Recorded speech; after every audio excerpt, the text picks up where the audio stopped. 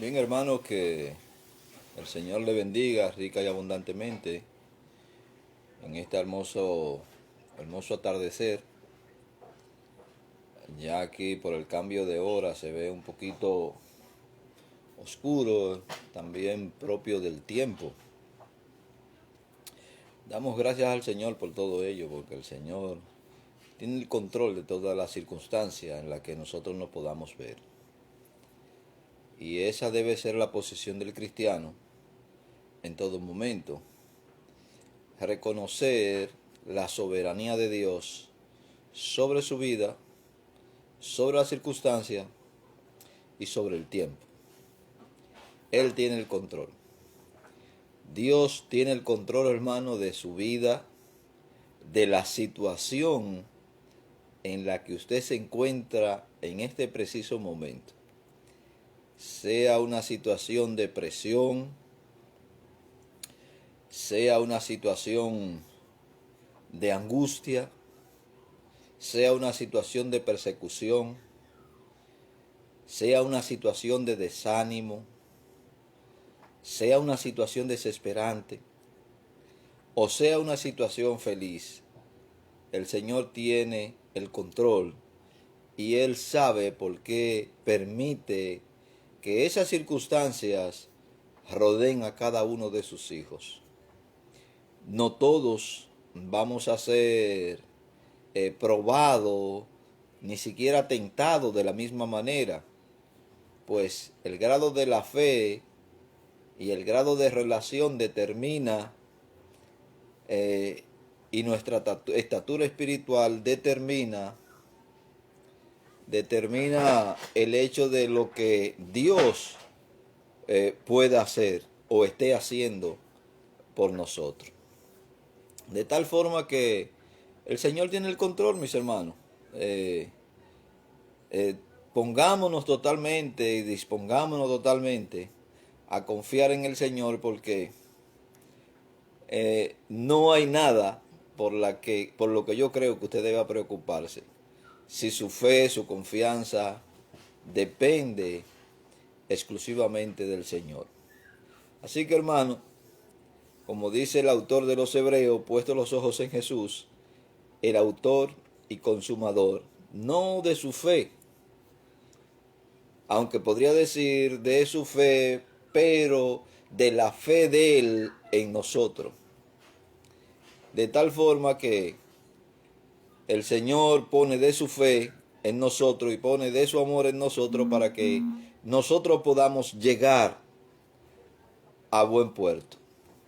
De tal forma que Él tiene el control y Él es soberano. No hay por qué alarmarse, no hay por qué preocuparse, no hay por qué sentirse tenso. Aprendamos a descansar en las manos de aquel pastor fiel. Nosotros como ovejas debemos aprender a descansar en la confianza que el pastor nos ha dado. Quiero hacer una oración, hermano, por aquellas personas que se van a unir y por aquellas personas que lo van a escuchar este mensaje o este estudio al transcurrir el tiempo. Nosotros no podemos hacer nada, nosotros no cambiamos la vida del hombre. Nosotros simplemente somos portadores de vida e intentamos dar la palabra de Dios para que sea la palabra de Dios quien opere en la vida del hombre. Somos simplemente instrumentos del Señor para poder llevar su palabra. Nosotros de por sí no podemos hacer nada. Él es el que hace lo que Él quiere. Dios eterno y Dios de misericordia, gracias en este momento, en el nombre de Jesús. Bendice a cada uno de los hermanos que van a escuchar tu palabra, que tu palabra haga rema en sus corazones, que tu palabra avive en ellos el don que tú le has dado, que tu palabra, Señor, sea quien le levante, que tu palabra sea quien le avive, que tu palabra sea quien le motive, que su razón de ser sea tu palabra. Padre, bendice en el nombre poderoso de Jesús a aquellos que tienen dolencia, los que están siendo perseguidos por causa de tu nombre, los que están siendo muertos por causa de tu nombre. También dale fuerza, Señor, a aquellos hermanos, amigos, que están pasando, Señor, por momentos de tormento, por la vaguada o los ciclones que hay. Permite, Señor, que la voz de esperanza, que es la voz del Evangelio, llegue hasta ellos y que ellos puedan encontrar refugio en ti, oh Dios. Padre, en el nombre poderoso de Jesús, gracias, porque sé que tú escuchas las oraciones de tus hijos. Gracias en el nombre poderoso de Cristo Jesús. Bien, hermano, como el miércoles pasado estábamos tocando ese gran texto que aparece en Primera de Corintios, capítulo 14, verso 20, donde explicábamos, en ese verso 20, la razón de ser de ese verso 20 y la razón por la que el Espíritu Santo, por la que Dios mismo inspiró al apóstol Pablo para que le escribiera a la iglesia de los Corintios, en vista de que ellos estaban necesitados y nosotros hoy, hermano, estamos necesitados de poder conocer la palabra de Dios y de poder entender la palabra de Dios. El gran deseo de Dios para su iglesia es que nosotros podamos conocer su corazón. Y el conocer el corazón de Dios significa conocer su palabra. Dios, hermano, aunque ha tratado con los hombres y trata con los hombres de diferente manera en las diferentes épocas por las que podemos pasar, Dios se ha revelado a sí mismo a través de su palabra y ha revelado su propósito eterno que han estado escondidos por siglos. Dios lo ha revelado para que nosotros podamos entender su propósito, su finalidad. Y su finalidad, hermano, es que nosotros podamos estar con Él en todo el sentido de la palabra. Tanto en términos físicos ahora mismo, como en términos espiritual. Nosotros somos del Señor. El Señor se ha hecho cargo de nosotros. Nos ha comprado con precio de sangre, como dice el apóstol Pablo. Ha sido un precio alto el que el Señor ha tenido que pagar por usted. Quiere decir que si ha sido un precio tan alto y tan sublime como el derramamiento de la sangre del Cordero, Dios en Cristo, el derramamiento de su sangre, quiere decir, hermano, que si usted se considera poca cosa, creo que su consideración es una consideración errada, ya que usted ha sido pagado y comprado con un precio muy, pero muy alto. Manténgase y mantenga esa estima de que usted es un verdadero hijo de Dios, pese a las circunstancias que usted esté pasando o al momento amargo que usted esté pasando. El momento amargo ya pasará. Y como dice la palabra de Dios, después de la tempestad viene la calma. Y en la calma entonces nosotros podemos entender, hermano, la razón de las cosas. Y esa es la forma en que Dios trata con sus hijos. Explicábamos, por lo que dice el mismo capítulo 14 y otras partes de la Biblia, que cuando el apóstol Pablo se dirige a la iglesia y le dice, por ejemplo, en el verso 20 del capítulo 14 de 1 Corintios, lo primero que usted encuentra es la palabra hermanos, donde el apóstol Pablo se identifica con la iglesia, se identifica con aquello que le escribe, como partícipe del mismo servicio, partícipe de los mismos beneficios, partícipe del mismo Señor. Y por esa razón él le dice hermano, partícipe del mismo Padre. Por esa razón él le dice hermano cuando se dirige. Creo que el mejor término en el que cualquier hombre de Dios se pueda dirigir a la iglesia de Jesucristo es precisamente en este término, hermanos, porque cuando se identifica, cuando se dirige a la iglesia como hermano, se identifica a sí mismo como uno de ellos. De tal forma que el apóstol Pablo adopta esta posición, el Espíritu Santo le dirige al apóstol Pablo a adoptar esta posición para que nosotros también en el transcurrir del tiempo podamos adoptar la misma posición. Usted va a saber que en los versos 6, 26 y 29, el apóstol Pablo del mismo capítulo 14 se dirige a ellos como hermano, pero siempre hay una corrección, siempre hay una amonestación, siempre hay una exhortación a algo nuevo o a dejar algo que la iglesia ha estado practicando. De tal forma que la mejor forma de nosotros dirigirnos a nuestros hermanos es precisamente esta.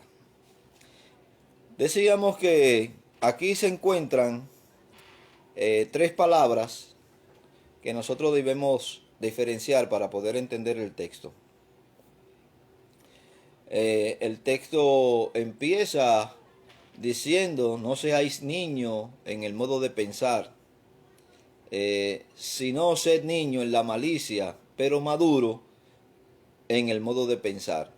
Ahí, hermano, está implícito en el último párrafo de maduro, está ya un niño que ha dejado lo de niño y ha madurado en el Señor de tal forma que está pensando con sensatez, está pensando con madurez.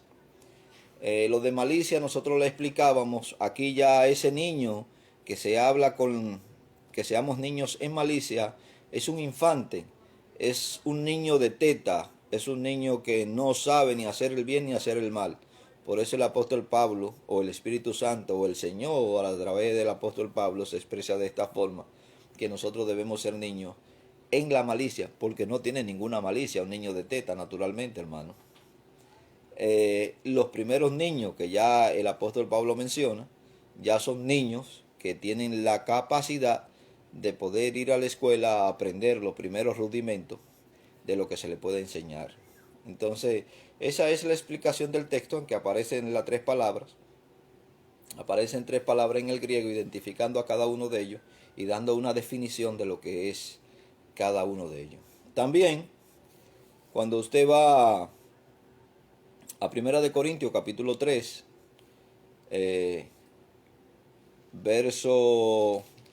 los primeros dos versos del capítulo 3, explicábamos que el apóstol Pablo se dirigió a la iglesia de los Corintios, pese, hermano, que la iglesia de los Corintios tenía todos los dones, y ese es precisamente el punto número 6, el que estamos tratando, que si los dones te pueden hacer espiritual.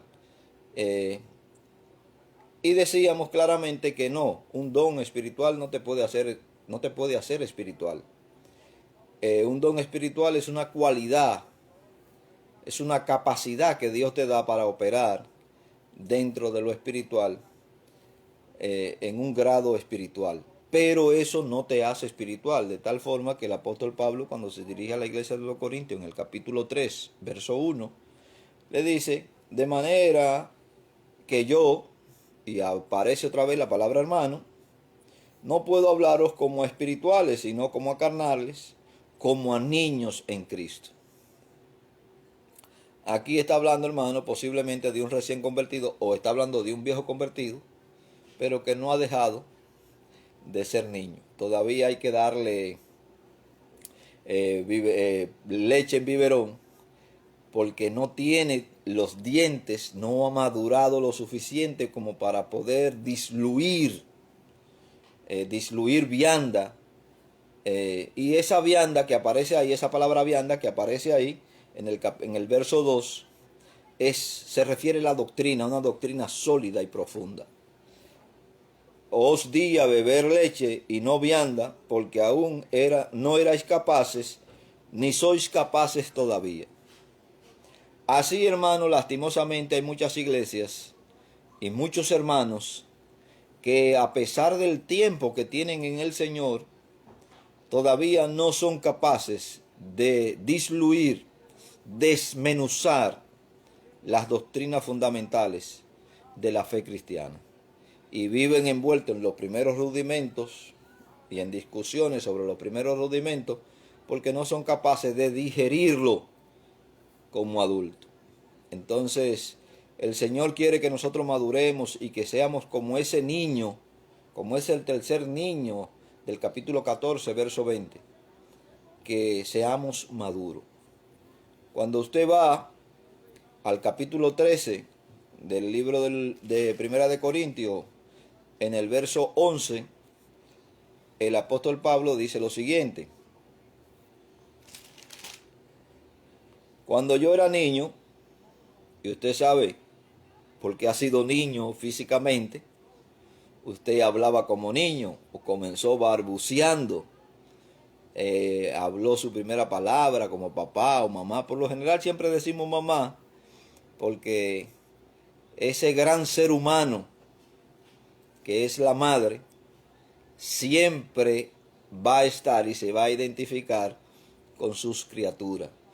La lleva en el vientre durante 9 meses y luego que sale del vientre siempre está acurrucando a aquel bebito o aquella nenita en el pecho, de tal forma que el niño siempre tiene el olor, ese olor fragante de su madre, y es fácil identificar a su madre. Por esa razón, cuando el niño empieza a hablar, lo primero que reconoce es a ese gran ser que nos ha dado el Señor, que son nuestras madres, y podemos pronunciar con gran gesto y con gran amor el nombre de mamá. Cuando yo era niño balbuceaba o hablaba como un niño, jugaba como un niño, fantaseaba como un niño, y eso lo he hecho yo. Ya hace mucho tiempo de eso, hermano, que yo lo he hecho. Yo supongo que muchos de los que pueden estar escuchando también ya hace tiempo, pero eso no se olvida, porque es parte de nuestra experiencia. Y esas experiencias que nosotros tenemos son las que marcan y determinan el carácter nuestro. De tal forma que no importa lo viejo que podamos ser, siempre nos vamos a acordar de algunas anécdotas de cuando nosotros éramos niños, cuando éramos adolescentes y después cuando fuimos jóvenes. Cuando yo era niño, el apóstol Pablo dice que hablaba como niño,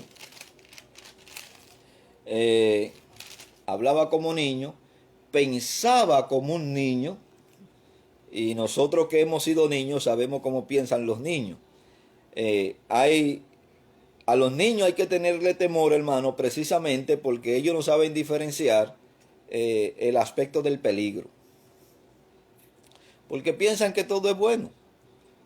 Y piensan que todo es alegría y que todo es satisfacción.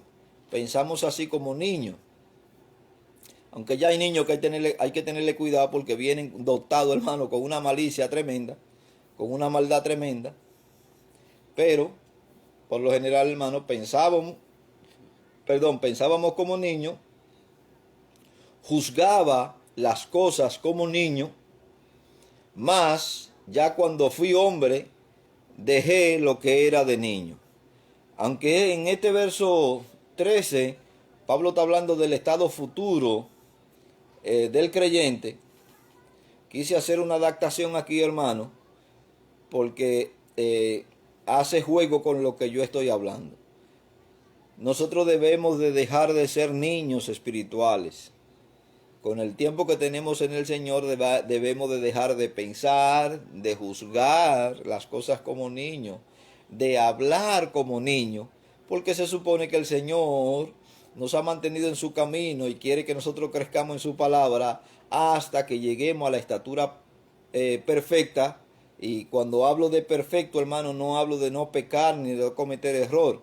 Hablo del estado de madurez, de pensar con madurez y de discernir con madurez las palabras del Señor.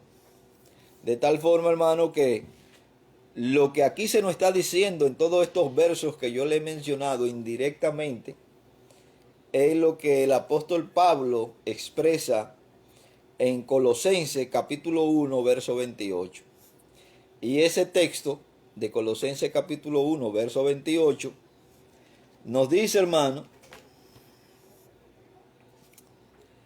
a quien anunciamos, amonestando a todo hombre y enseñando a todo hombre en toda sabiduría, a fin de presentar perfecto en Cristo Jesús a todo hombre. ¿Cómo lo puedo hacer yo a usted perfecto? Yo no puedo hacerlo perfecto, pero la palabra de Dios puede a usted ponerlo en una condición de perfección, en otra palabra, de madurez, de poder manejar los temas bíblicos y de poder discernir con todo conocimiento y sabiduría del cielo los temas que encierra la palabra de Dios. Todo lo que quieren decir, todos estos textos que yo he mencionado, inclusive el que acabo de mencionar ahora en Colosenses capítulo 1, verso 28, es que el carácter espiritual es la prioridad suprema en la vida del hombre. No son los dones. Ya usted como iglesia tiene los dones. Y esos dones pueden estar operando con el talento que usted puede tener. Usted no tiene que hacer ningún esfuerzo por los dones, porque los dones están en usted. Ahora, debe interesarse por conocer los dones y poder operar esos dones dentro de la iglesia y en pro de la iglesia. Porque de no ser así, entonces el cuerpo estaría necesitando algún tipo de vitamina o de proteína o algún miembro que se pueda estar atrofiando porque no está utilizando todas sus facultades, los movimientos que tiene que hacer, entonces de esa forma afecta al cuerpo. Pero el objetivo de los textos que le he mencionado, hermano, es poder formar el carácter del hombre de Dios, llevarlo a un estado de madurez de tal forma que nosotros podamos discernir y entender la palabra de Dios. En el texto de Tesalonicenses, hermano, usted va a encontrar ciertas palabras como anunciamos, amonestamos a todo hombre, enseñando a todo hombre en toda sabiduría, a fin de presentar perfecto en Cristo Jesús a todo hombre. Yo como pastor, de la forma que puedo presentar a cada miembro de la iglesia al Señor y presentarlo con los requisitos que Él pide aquí a través del apóstol Pablo, es enseñándole correctamente la palabra de Dios. Porque es la palabra de Dios, hermano, la que lo va a corregir. El apóstol Pablo le escribe a Timoteo y le dice que la palabra de Dios es útil para corregir, para instruir, para reprender, a fin de que el hombre de Dios sea perfecto en toda buena obra. Solamente es la palabra de Dios que nos va a hacer a nosotros perfectos para toda buena obra. En otra palabra, la palabra de Dios nos va a hacer actos capaces de poder realizar esas obras que Dios ha predestinado desde la fundación del mundo para que nosotros las hagamos. Y el Señor quiere que sus hijos sean perfectos o maduros en su forma de pensar y en la forma de razonar y en la forma de meditar en la palabra de Dios. Cuando usted va al libro de los Romanos, en el capítulo 12, en el verso 1 y 2, que he estado hablando anteriormente en la iglesia, llevando una predicación sobre estos textos. Posteriormente el Señor me ha instado a tener que hablar sobre el sacrificio para usted poder conocer sus dones. El apóstol Pablo habla del culto racional. Dios no anula la facultad racional nuestra. Nosotros somos seres pensantes y esa es una de las cualidades de la imagen de Dios en nosotros. Entonces Dios no puede anular en nosotros el hecho de nosotros poder razonar y de poder cuestionar y preguntar sobre si esto es correcto o si es así. Porque eso es parte, hermano, de nuestro culto racional. Ahora, quiero definir algunas de las palabras que aparecen aquí en este verso 28 del capítulo 1 de Colosenses. La amonestación, en todo el sentido de la palabra, no excluye a nadie. Usted no está excluido de ser amonestado. Y luego voy a explicar qué es la amonestación. Porque muchos piensan que la amonestación tiene que ver con hacerte sentir mal, con lastimarte, con herirte, con decirte una verdad o la verdad fuera del contexto, quizá en una condición de ira o una condición de enojo o una condición de envidia. Quién sabe cuántas cosas pueden venir a la mente de una persona cuando piensa y utiliza el término amonestación de una forma incorrecta. En primer lugar, la amonestación no excluye a nadie. Todos estamos expuestos a ser amonestados por la palabra de Dios o por los hombres y mujeres del Señor.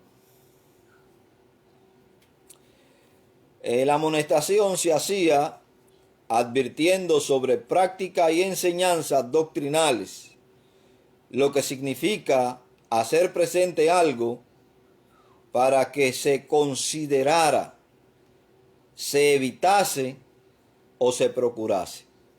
Por ejemplo, cuando Pablo le escribe a los Corintios, en el capítulo 3 que hemos leído en el verso 1 y el verso 2, Pablo está corrigiendo una situación.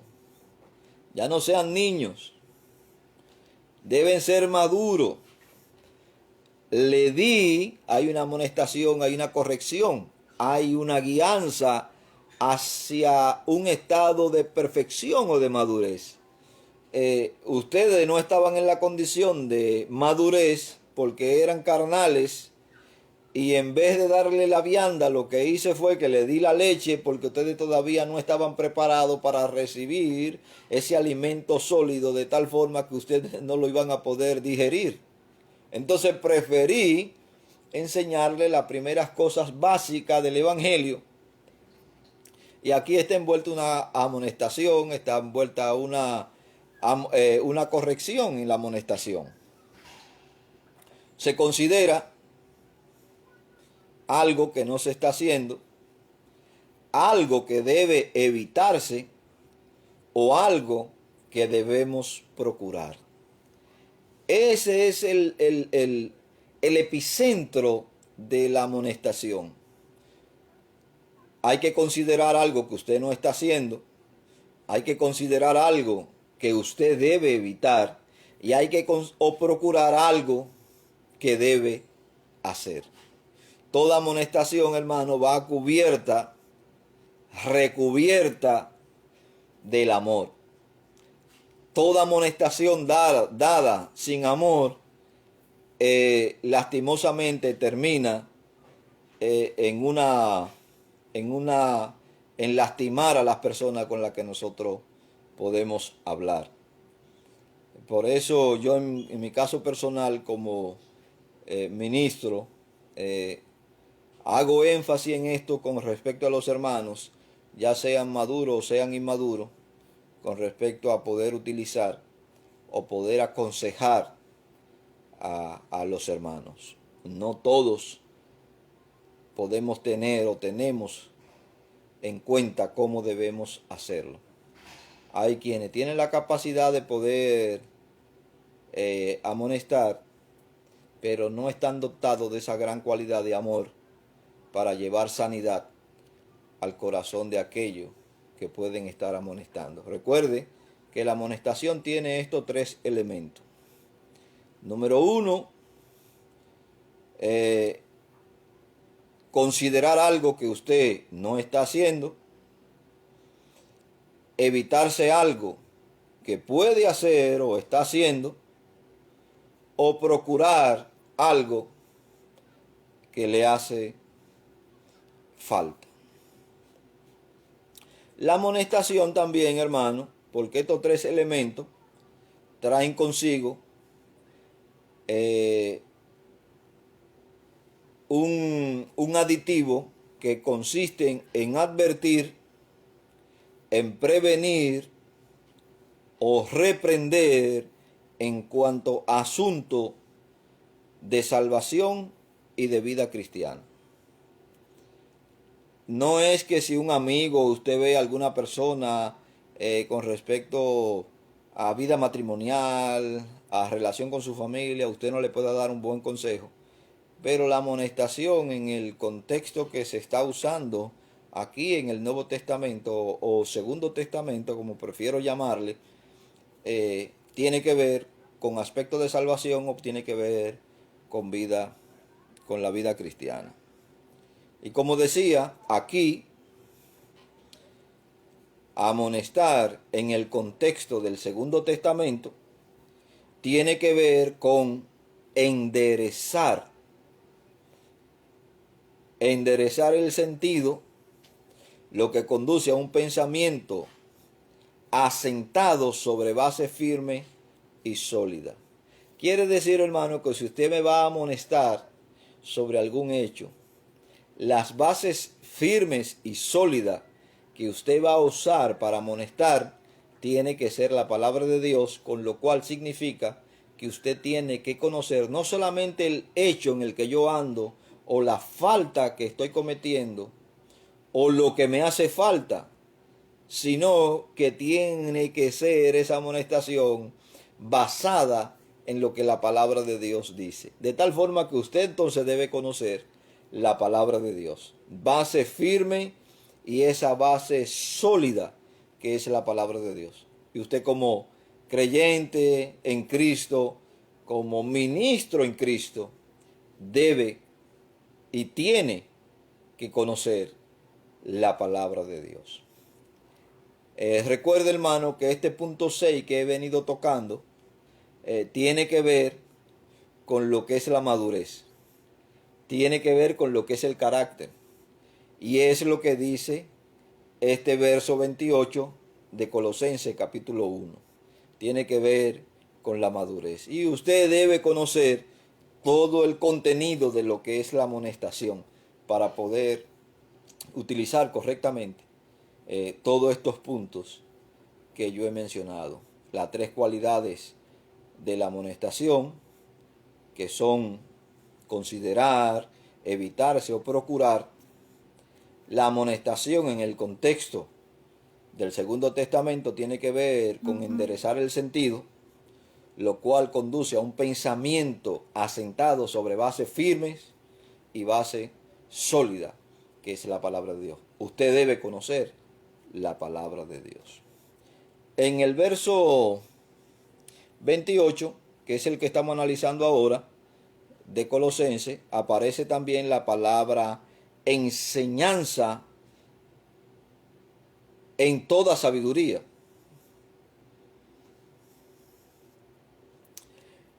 Y es básicamente lo que yo estoy diciendo. Hay hermanos que se erizan como si tuvieran un sensor que cuando le mientan la palabra sabiduría se alarman, se ponen como si se hubiesen echado un repelente arriba para evitar este tipo de palabras. Yo creo que el hombre de Dios y la mujer de Dios debe conocer las enseñanzas bíblicas para poderla aplicar con toda sabiduría. No es lo mismo el conocimiento que la sabiduría. Son dos cosas muy distintas. La sabiduría, ese conocimiento sapiensal me va a llevar a poder utilizar, hermano, correctamente el conocimiento, o viceversa. Entonces son dos cosas muy distintas, lo que es el conocimiento y lo que es la sabiduría. Es la aplicación, el buen desarrollo en aplicación de lo que yo entiendo o conozco. Ahora bien, la enseñanza era y debe de ser con toda sabiduría. ¿Por qué? Porque el mensaje que usted y yo predicamos y el mensaje que predicaba y enseñaba el apóstol Pablo procedía de Dios. Pablo le era dada, hermano, la revelación del cielo. A Pablo le era dado la revelación del cielo. A usted le ha sido dada la revelación del cielo. A él le fue dada de forma directa, por lo cual escribió esto. A nosotros se nos ha dado esta revelación por medio del apóstol Pablo. Pero es el mismo mensaje. No la misma experiencia, por así decirlo. Pero es el mismo mensaje. Contiene el mismo efecto transformador que puede llevar al hombre a un estado de madurez. Y Pablo dice claramente, con toda sabiduría, porque su mensaje, su predicación y sus enseñanzas eran impartidas o procedían directamente del cielo. Cuando usted va al libro de Gálatas, vaya conmigo al libro de Gálatas, al capítulo 1, verso 11 y 12 del capítulo de Gálatas. Antes de leérselo, quiero hacer mención sobre esto. La proclamación del Evangelio la hacía ajustándose en todo al mensaje que él había recibido directamente del Señor. Miren, antes de leer Gálatas capítulo 1, verso 11 y verso 12, hay unos, yo no sé si utilizar supuestos predicadores, porque son personas que aman a Dios, aunque no hacen, no utilizan correctamente ni los términos ni la forma, con lo cual nos dan a entender que hay un problema de fondo. Yo como cristiano, y de lo que estoy tratando es del tema de la madurez, el tema del conocimiento de la palabra de Dios y el tema de poder utilizar correctamente la palabra de Dios. Yo como cristiano no puedo ir a predicar, hermano. No es que Dios no pueda hacerlo, Dios es soberano. Yo por experiencia propia he ido a predicar a ciertos sitios y he llevado un mensaje por el cual yo he orado y he trabajado quizá durante 15 días sobre este mensaje, leyendo y investigando para poder hacer un buen uso del texto y no decir lo que no dice Dios, sino decir lo que dice Dios. Sin embargo, Dios me ha cambiado el mensaje cuando he estado en el escenario. Dios es soberano y sabe, hermano, lo que necesita cada uno. Pero yo no voy a depender siempre, y quiero que entienda esto, hermano, y creo que en el corazón de Dios está el que usted pueda entender esto. Que usted debe ser un estudiante de la palabra de Dios, que usted debe ser una persona que ame la palabra de Dios, que usted debe ser una persona que se preocupe por conocer correctamente el pensamiento de Dios. No voy a depender de este hecho de que Dios me va a usar cuando yo esté en el escenario, como se solía decir anteriormente, abre tu boca que yo te la llenaré. Dios va a llenar su boca de lo que usted ha podido nutrir el cerebro o nutrir su espíritu. Y cuando usted nutre el espíritu con la palabra de Dios, entonces el espíritu puede encontrar en su corazón la palabra de Dios para que usted pueda darla, pero tiene que haber un conocimiento previo a todo esto. Yo quiero que usted entienda esta parte. Dios puede cambiar el mensaje en el escenario, pero usted ha hecho su trabajo de oración, de abundante oración por este mensaje y por las almas que la van a escuchar. Y ha hecho su trabajo de poder investigar sobre lo que dice el texto para acercarse mayormente a lo que dice el texto y no decir lo que usted cree que dice el texto. Porque cuando usted cree o dice lo que no dice el texto, usted está haciendo a Dios mentiroso. Usted le está añadiendo y le está quitando al pensamiento de Dios por no utilizar correctamente la palabra de Dios. Y vuelvo a decir que Dios es soberano y puede cambiarle el mensaje. Pero por favor, estudie la palabra de Dios, haga el trabajo que a usted le concierne como ministro, como creyente en Cristo, para conocer la palabra de Dios. Eso me acuerda a mi hermano lo que el Señor le dice a los discípulos, que el Espíritu Santo le acordará, le recordará todas las cosas que yo os he dicho. ¿Usted sabe por qué Jesús le dice esto a los discípulos? Y está plasmado en lo que acabo de decirlo. Si Jesús no enseña a sus discípulos, no le da una interpretación correcta a la Torá o a todo ese compendio que algunos le llaman Antiguo Testamento, que yo le llamo Primer Testamento, si Jesús no le da una explicación, entonces el Espíritu Santo no iba a encontrar nada que utilizar en aquellos creyentes. Por eso Jesús dice, y esto está implícito allí, Él les recordará todas las cosas que yo os he dicho. Porque esas cosas estaban guardadas en su espíritu, en su alma, en su corazón, como usted quiera llamarle. Entonces el Espíritu Santo en su momento le iba a acordar. Es como aquellos dos cuando iban para camino a Emaús, que decían, ciertamente nuestro corazón y al día cuando éste nos hablaba. Y Jesús comenzó a recordarle todas las cosas que había de padecer el Cristo. Y cuando Jesús se desapareció, ellos concluyeron diciendo, ciertamente era verdad lo que decía él. Pero ¿por qué Jesús comenzó a decirle a ellos todo lo que habría de padecer el Cristo? Porque ya Jesús se lo había dicho.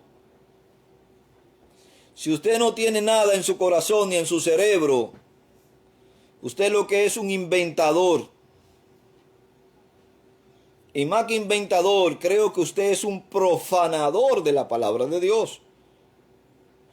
Que puede subirse a un púlpito a decir cosas que Dios no dice. Y hacer cosas que Dios no quiere que se hagan. Desde el Primer Testamento hasta el libro de Apocalipsis, la exhortación, hermanos, y el mismo Señor la usó en Juan 5:39. Escudriñad las Escrituras, porque a vosotros os parece que en ella tenéis la vida eterna, y ellas son las que dan testimonio de mí. ¿Qué es lo que Jesús le está diciendo? Que todo el contenido, todas las figuras y símbolos, el sacrificio que se hacía, todo lo que allí se representaba, le representaba a Él. Y ellas son las que dan testimonio de mí. Por eso dicen ellos, no le dice Jesús, no hablan los salmos de mí, no hablan los profetas de mí, no habla Moisés de mí.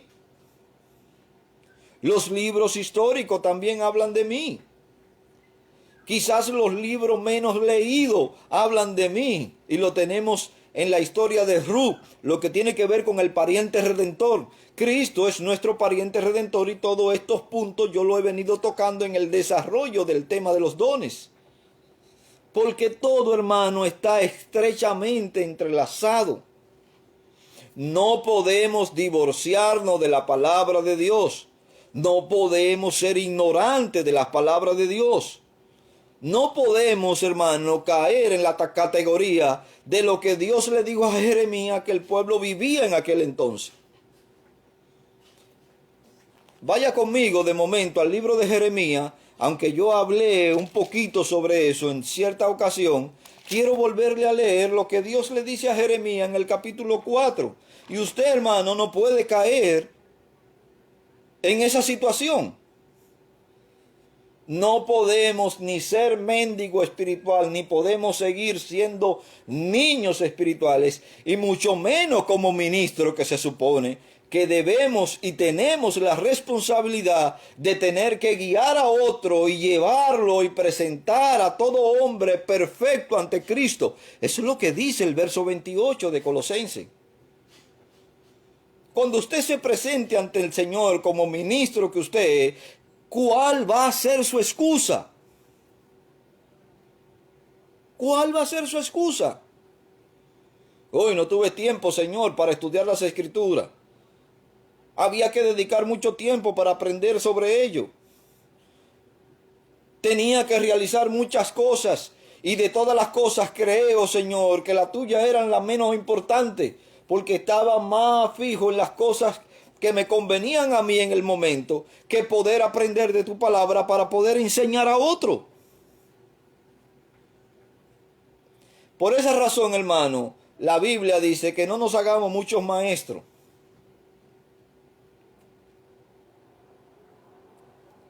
Porque al maestro se le va a demandar el poder, el no utilizar correctamente la palabra de Dios. Pero a usted también se le va a demandar, hermano, el tener una apatía por la palabra de Dios. Al ser una persona desinteresada por la palabra de Dios. Y más sobre todo en esta época tecnológica, donde es más factible muchas veces coger el teléfono, hermano, y meternos al Facebook, o meternos en los mensajes, en el WhatsApp, en el Instagram, en las noticias, que poder escuchar un buen sermón de la palabra de Dios. Y todas estas cosas que aunque pueden ser buenas informativamente, nos están robando el tiempo de Dios. Y Dios le va a pedir cuenta a usted por utilizar mal su tiempo. Sí, hermano, Dios le va a pedir cuenta a usted, como le va a pedir cuenta a todo ministro por no presentar a todo hombre perfecto ante Él. Y cuando hablo perfecto, hablo de madurez, de poderlo llevar a un grado de madurez en el conocimiento y en el temor del Señor. Usted es responsable de las almas que Dios ha puesto en sus manos, bajo su ministerio, si es realmente que usted tiene el corazón de un pastor. Si no tiene el corazón del pastor, de un pastor, oiga, dedíquese a otra cosa. Pregúntele a Dios cuál es su don, en qué puedo servir, en qué puedo ayudar, en qué puedo participar. Si usted no va a atender las almas que se supone Dios ha puesto en su mano, entonces, hermano, dedíquese a otra cosa. Los títulos pueden ser buenos. El reconocimiento de los hombres puede ser bueno. Pero más agradable y más satisfactorio es nosotros poder ser reconocidos como siervos fieles, aunque nosotros nos reconozcamos y nos digamos a nosotros mismos que somos siervos inútiles. Pero que el Señor le diga, en lo poco me fuiste fiel y en lo mucho te pondré. No quiera ir a lo mucho cuando no ha podido servir correctamente en lo poco. No quiera pretender más allá de su capacidad. Y ahí está la razón muchas veces por la que nosotros no crecemos. ¿Usted se acuerda de la parábola de los talentos? A uno dio 1, a otro dio 2 y a otro dio 5. Le dio conforme a su capacidad. Si usted no tiene la capacidad para 5, quizá le dé medio. Y si no tiene la capacidad para ninguno, le va a dar ninguno, porque no tiene la capacidad para ello. Todo, hermano, gira en torno a la madurez y relación que nosotros tengamos en el Señor. En el verso 20, en el verso 22 del capítulo 4 de Jeremías, mire la palabra tan dura que el Señor le dice a Jeremías con respecto al pueblo. No se permita usted entrar dentro de esta categoría. Mire, el verso 22 del capítulo 4 de Jeremías. Porque mi pueblo es necio. Y por ahí muchos le citan a usted, hoy Jesús dijo, no le llaméis necios. Pero aquí Dios le está diciendo que este pueblo es un pueblo necio. No sea usted un necio. que haya que repetirle lo mismo y lo mismo y lo mismo y lo mismo y lo mismo. Yo sé, hermano, que la repetición es la madre de la enseñanza y que todo predicador y todo buen maestro debe repetir constantemente las enseñanzas a fin de que el hombre de Dios pueda retener esa enseñanza, ya sea por imposición, por repetición. Yo prefiero que me digan, ahí viene a repetirme lo mismo, a dejarlo sin el conocimiento de lo que yo sé que usted necesita.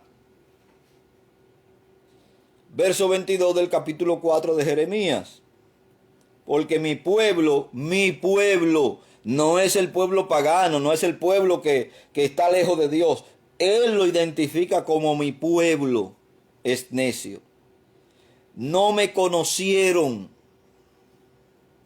Son hijos ignorantes y no son entendidos, sabios para hacer el mal, pero hacer el bien no pudieron o no supieron.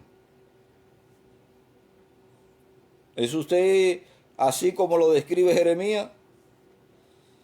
Si usted es así, mi exhortación es que cambiemos, que no permitamos entrar en esta categoría, que el Señor en esta noche nos está diciendo que Él espera más de nosotros, porque Él ha puesto su capacidad en nosotros para nosotros poder llegar a la estatura del hombre perfecto. Esta lucha no es suya, esta lucha es de Dios por usted. Su carga no es suya, es la carga del Señor. El camino no es usted, usted va sobre el camino. Y como dice la canción, si el camino se pone duro, ponte duro en el camino. Póngase duro en el camino y aférrese a la palabra de Dios. Y en ese sentido le digo que se ponga duro. Aférrese a la palabra de Dios para poder permanecer en el camino. Porque solo conociendo el camino podemos permanecer en él. No podemos ser necios. No podemos ser ignorantes. No podemos ser desentendidos. Debemos estar prestos para presentar defensa de la verdad del Evangelio. Y si usted no sabe, lo vamos a dejar para cuando usted aprenda, que tiene 5, 6, 7, 8, 10, 15 años en el Evangelio. Y estamos como niños dándole lo primero, rudimento de la fe, porque usted todavía no está en condición de madurar. No se le puede poner en una situación de servicio porque no quiere, porque no sabe, porque le da vergüenza. Y tenemos tiempo en el Evangelio, hermano. Es hora de que nosotros como iglesia, como parte del cuerpo de Cristo, podamos despertar a ese llamado que el Señor nos está haciendo. Usted, hermano, ha sido identificado como columna y baluarte de la verdad. Quiere decir que para usted ser una columna en la que el edificio descansa, tiene que conocer la verdad. Si usted no conoce la verdad, yo no le voy a decir que está más perdido que Judas. Y aunque pudiera decírselo, porque Judas estaba en el lugar equivocado, con respecto a sus intenciones, usted está en el lugar correcto. Pero si no cambia de actitud, lastimosamente, usted no va a disfrutar de la verdad del Evangelio. Ahora bien, el apóstol Pablo, hermano, dice, con respecto a su Evangelio, que su Evangelio le he dado del cielo. Vaya conmigo a Gálatas, capítulo 1, verso 11 y verso 12. Mas dice el apóstol Pablo, hablándole a los Gálatas, hablándole a usted y hablándome a mí, mas os hago saber, aquí aparece otra vez la palabra hermano, identificándose, hermanos, que el evangelio anunciado por mí no es según hombre. Pablo dice que su evangelio no es anunciado según, no es según hombre. ¿Por qué? Porque él no lo aprendió de Pedro, ni lo aprendió de Juan, ni lo aprendió de Jacobo. Pablo aprendió el evangelio por revelación, hermano. Y Pablo es que quien escribe, sé de un hombre, no sé si en la carne o en el espíritu, fue traspuesto al tercer cielo, donde vio cosas inefables. Son cosas difíciles o imposibles de poder describir. Y cuando usted lee en el libro de los Corintios la cena del Señor, dice, porque yo recibí del Señor. ¿Cómo lo recibió? ¿Cómo supo Pablo, hermano, lo que pasó allí en aquella cena? Y las palabras que dijo el Señor, porque él lo recibió del Señor. Así lo especifica él. Porque yo recibí del Señor las cosas que le voy a decir ahora. El Señor, la noche que fue entregado, partió pan, entregó su cuerpo, derramó su sangre. Entonces Pablo dice claramente que el evangelio que él o que es anunciado por él no es según hombre.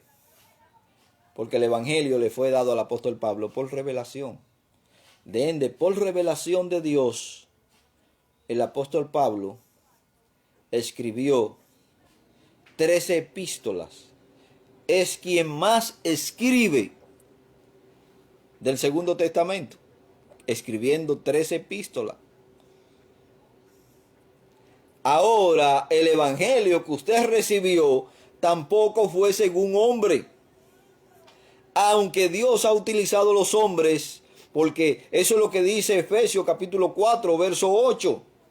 Y dio dones a los hombres, llevó cautiva la cautividad y dio dones a los hombres. No solamente dotó a hombres con dones, sino que dio hombre dotado para la iglesia, para que puedan enseñar e instruir a la iglesia. Y por eso hemos venido hablando que hay dones fundantes y dones consolidantes. Esos dones fundantes ya no están hoy con nosotros, que es el caso de los apóstoles y los profetas. Pero tenemos los dones consolidantes, porque tenemos al evangelista, tenemos al maestro y tenemos al pastor. Y cuando entremos, hermano, en la definición de los dones, yo le voy a explicar, tanto en término bíblico, en término histórico, por qué los apóstoles y los profetas no existen hoy. Y que si existen, existen en un grado menor, porque esos fueron únicos. No con la pretensión que tienen estos charlatanes hoy en día. Porque su intención es enseñorearse de la iglesia y tomar una autoridad que el Señor no le ha dado para que puedan ejercerla dentro de la iglesia. De hecho, sea de paso, usted se pueda llamar como usted quiera. Pero creo que debe llamarse según el orden de Dios. De ende, el autor de los Hebreos nos dice, hermano, claramente, que cuando el Señor venga, va a venir por sus pastores. ¿Qué le parece? La exhortación de Pedro a los pastores, que no nos enseñoreemos, porque el apostolado murió con Juan. Y Juan no nombró a Tertuliano, que era uno de los discípulos de Juan, como apóstol sucesor para que siga la línea apostólica. Han pasado 20 siglos y después de los 20 siglos aparecen estos charlatanes titulándose y dándose títulos que no le corresponden y que el Señor no le ha dado. Ahora, hermano, tenemos los dones fundantes y los dones consolidantes. Y Dios ha dado hombres con dones y dones como los hombres para que puedan, hermano, llevar a la iglesia a la estatura del hombre perfecto y que podamos presentar esa iglesia al Señor como un hombre perfecto, instruido en la palabra de Dios. Pues yo, dice el apóstol Pablo en el verso 12, yo ni lo recibí ni aprendí de hombre alguno, sino por revelación de Jesucristo. Lo mismo que le estoy diciendo.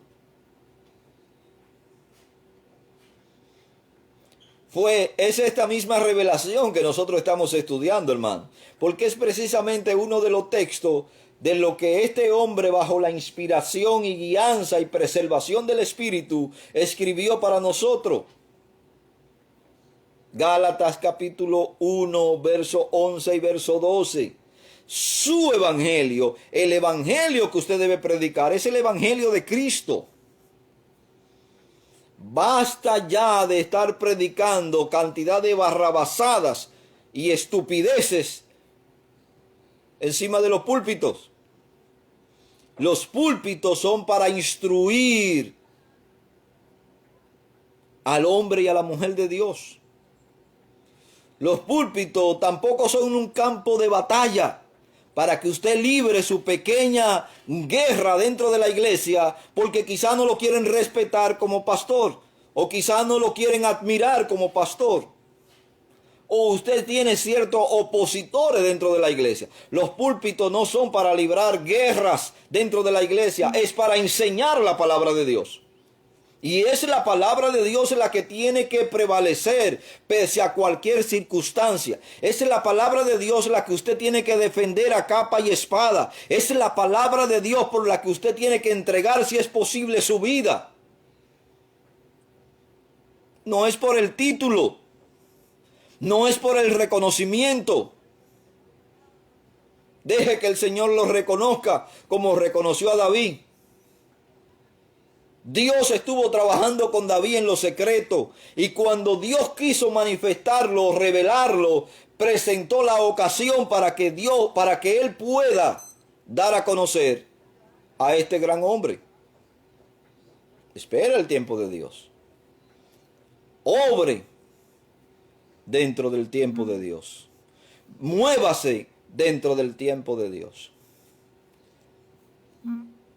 Use bien la palabra del Señor. Aprenda a delinear correctamente la palabra de Dios. Y que usted no sea un obrero que no use bien la palabra de Dios, sino todo lo contrario, que usa correctamente la palabra de Dios y que no tiene de qué avergonzarse. Hermanos, es hora de que nosotros despertemos y llevemos a la iglesia, al pueblo de Dios, a un estado de madurez, como dice el apóstol Pablo en el capítulo 1, verso 28 del libro de Colosenses, a quien anunciamos amonestando a todo hombre y enseñando a todo hombre en toda sabiduría, a fin de presentar perfecto en Cristo Jesús a todo hombre. Esa es la meta del ministro. Esa es la meta del hombre de Dios. Esa es la meta y debe ser la meta de todo aquel que ha sido llamado para el Señor para ministrar a su iglesia. Presentar a todo hombre en Cristo perfecto. Mis hermanos,